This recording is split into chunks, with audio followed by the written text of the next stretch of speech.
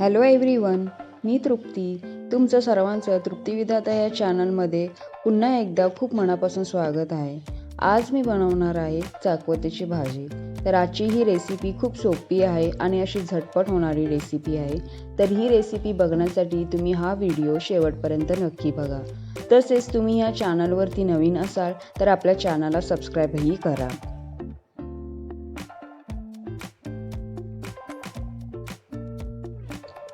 सर्वात अगोदर आपण चाकवतीची भाजी करण्यासाठी लागणारे साहित्य बघून घेऊया. अशी मी चाकवतीची एक गड्डी घेतली आहे.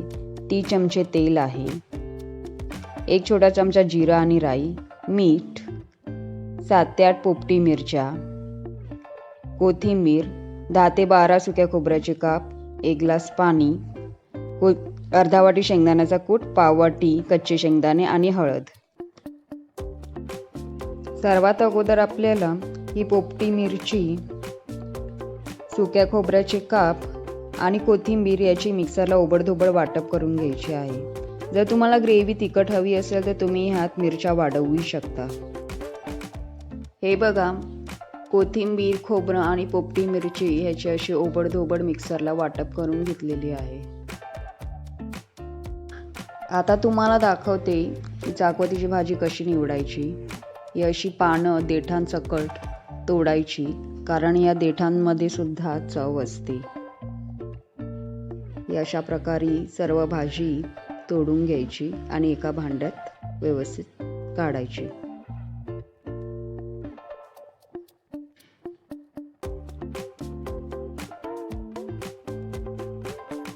आता तुम्हाला दाखवते ही भाजी कशी चिरायची. अशी थोडी पानं हातात घ्यायची. देठांपासून ही बारीक आपल्याला चिरायची आहे. अशी ही व्यवस्थित करून घ्यायची आणि ही देठांसकट अशी बारीक चिरायची आहे.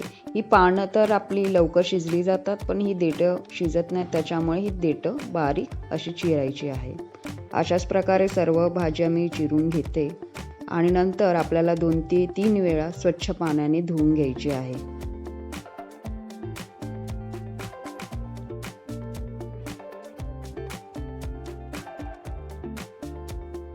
आता एका कढईत आपल्याला 2 ते 2.5 ग्लास पाणी घ्यायचं आहे.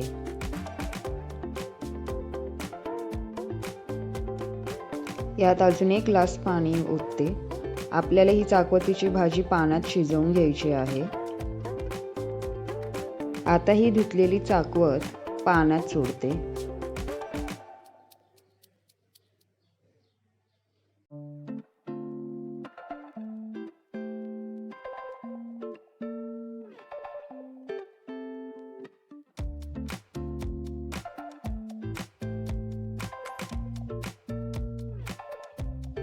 सर्व भाजी त्यात टाकल्यावर त्यात थोडा अजून अर्धा ग्लास पाणी मी ॲड करते आणि आता आपण त्याच्यावरती झाकण ठेवायचं आहे आणि आपल्याला 10 ते 15 मिनटं तरी ही फुल गॅसवरती शिजवायला ठेवायची आहे.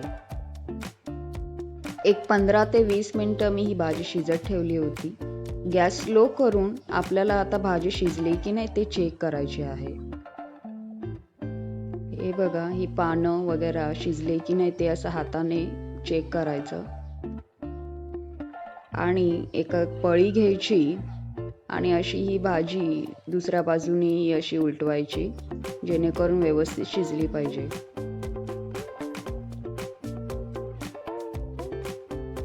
पुन्हा ही भाजी पलटल्यानंतर पुन्हा गॅस फुल करून 10 मिनिटासाठी तरी शिजवायला ठेवायची आहे.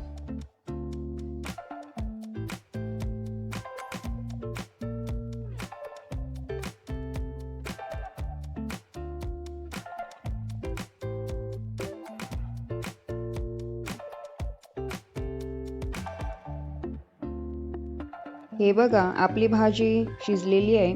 तर आता एका झाऱ्याने अशा प्रकारे ही भाजी पाण्यापासून वेगळी एका भांड्यात काढायची आहे आणि हे जे राहिलेलं पाणी आहे ते ओतायचं नाही अजिबात, कारण हेच पाणी आपण पुन्हा भाजीसाठी वापरणार आहोत. जेव्हा आपण भाजी शिजवतो तेव्हा हे सगळ्या भाजीतला जो अंश असतो हे सगळा पाण्यात उतरलेला असतो, त्याच्यामुळे हे पाणी फेकू द्यायचं नाही आहे. हे बघा, सगळी भाजी मी आता वेगळी केली. आता आपल्याला ह्याची सॉफ्ट पेस्ट बनवायची आहे. तर आपण मिक्सरला आता त्याची सॉफ्ट पेस्ट बनवून घेऊया.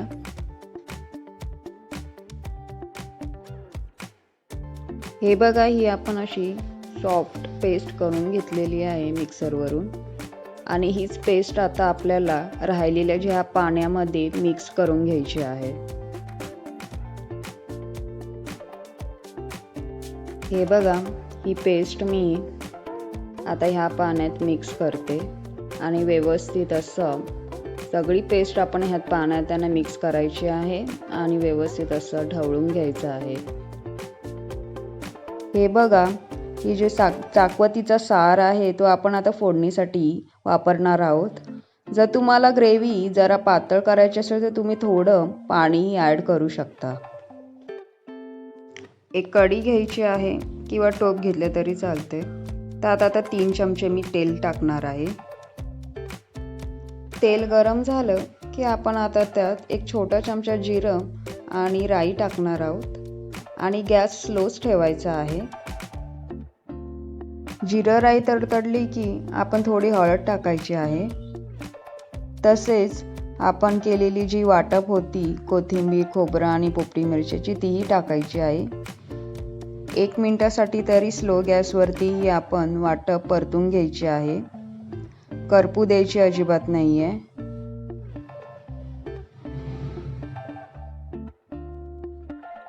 व्यवस्थित असं तेलात परतत राहायचं आहे जेणेकरून हे खाली लागू नये.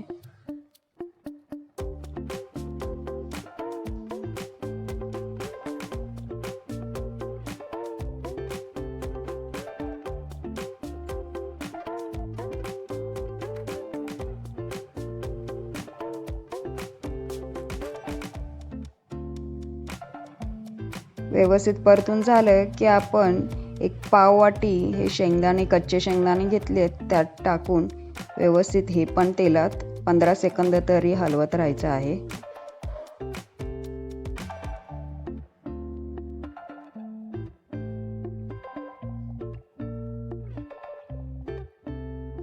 आता त्यात हे चाकवतीच्या भाजीचा आपण जो सार तयार केला होता तो आपण आता ह्यात फोडणीसाठी टाकायचा आहे.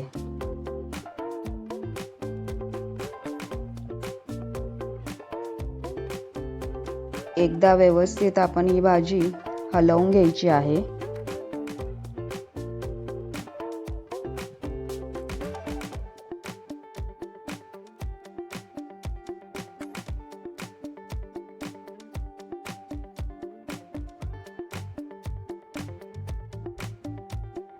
आता मी त्यात थोडं चवीनुसार मीठ टाकते. पुन्हा एकदा व्यवस्थित एका पळीने हलवून घ्यायची आहे आपल्याला.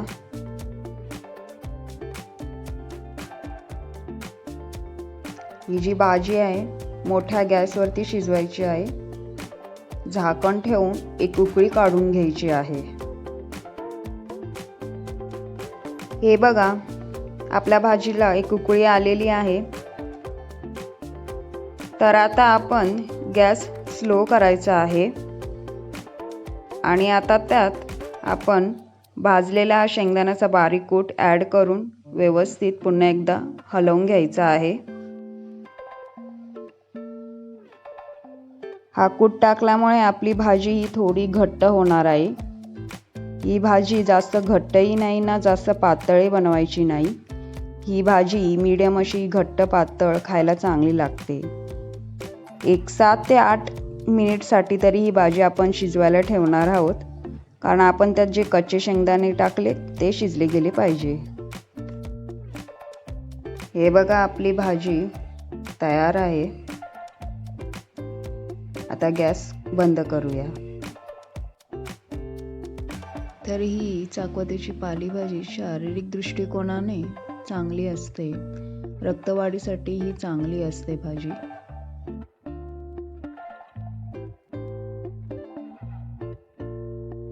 तर ही भाजी खूप सोपी आहे बनवायला आणि झटपट होणारी रेसिपी आहे.